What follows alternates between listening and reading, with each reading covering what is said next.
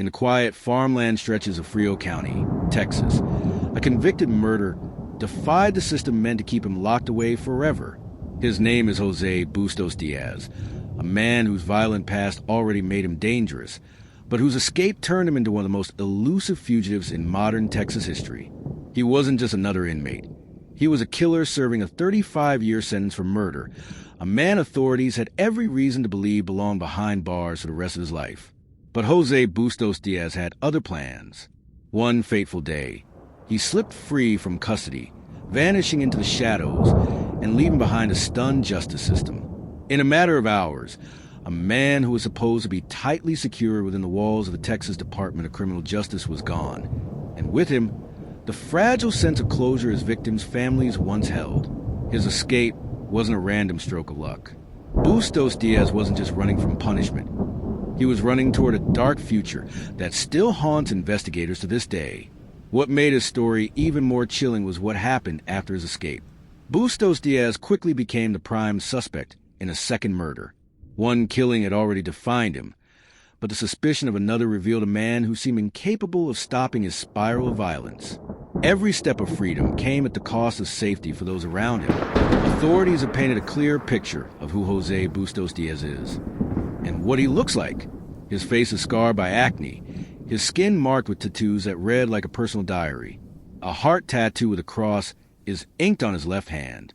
The name Vanessa is etched into his left wrist. On his right, another name, Lizeth. These tattoos aren't just identifiers.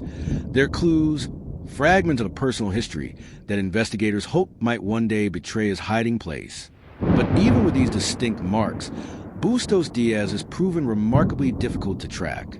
His appearance makes him recognizable, but his cunning makes him dangerous. Unlike many fugitives who eventually slip up, Bustos-Diaz is used to support people around him, friends, family, and acquaintances, to stay one step ahead of law enforcement. The breakout was as daring as it was unexpected. Along with another inmate, Bustos-Diaz managed to flee from the custody of the Texas Department of Criminal Justice. The pair wasted no time. Within hours, they had crossed the border into Mexico, out of the immediate reach of U.S. authorities. How could two dangerous convicts, both serving long sentences, escape a system designed to contain the worst offenders? Was it inside help, a flaw in security, or just sheer luck? To this day, investigators struggle to piece together exactly how he slipped through their grasp. But one thing became clear very quickly. Bustos-Diaz wasn't just escaping justice.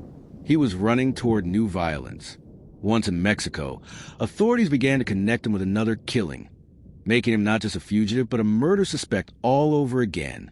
As soon as Bustos-Diaz crossed the border, his name was added to wanted lists across Texas and beyond. Law enforcement warned the public. This man is armed, dangerous, and extremely violent. They reminded everyone that he had a history of assaulting law enforcement officers and should not be approached under any circumstances. The U.S. Marshal Service and other federal agencies joined the manhunt, casting a wide net that stretched across states and international borders. But the closer they seemed to get, the faster Bustos-Diaz slipped away. Investigators soon learned what made catching him so difficult. Bustos-Diaz was not acting alone.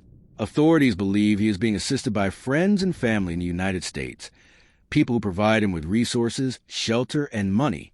That network of loyalty has made him harder to catch than most fugitives.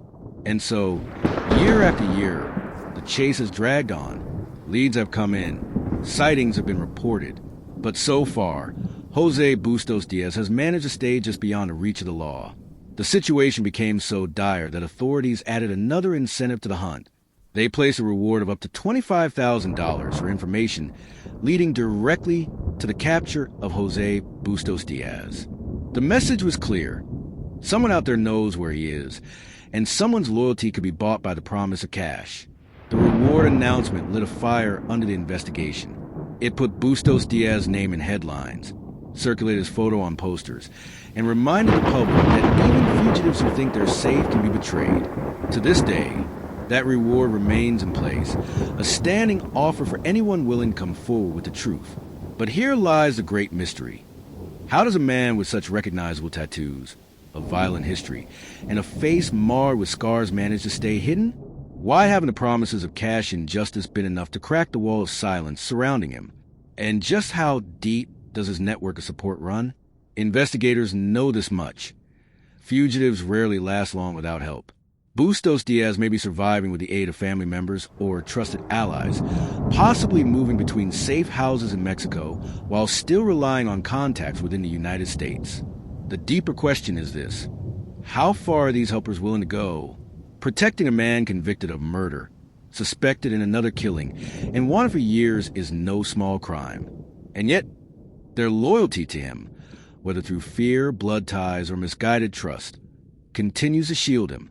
Today, the name Jose Bustos-Diaz remains synonymous with danger. He is one of Texas's most wanted fugitives, a convicted murderer who defied the justice system, killed again, and disappeared. His escape is a reminder that even the strongest systems have cracks. His freedom is a reminder that evil does not simply vanish. Sometimes it hides in plain sight, and the questions left behind still echo in the silence of his absence. How did he really manage to escape from a secure facility? Has he killed again while on the run? Who exactly is protecting him? And why are they risking their own freedom to do so? And perhaps most chilling of all, how long until Jose Bustos-Diaz resurfaces? And who will pay the price when he does? Until someone claims that $25,000 reward, until someone decides to betray him, Jose Bustos-Diaz remains a shadow, a violent ghost haunting the borderlands between Texas and Mexico. And the hunt goes on.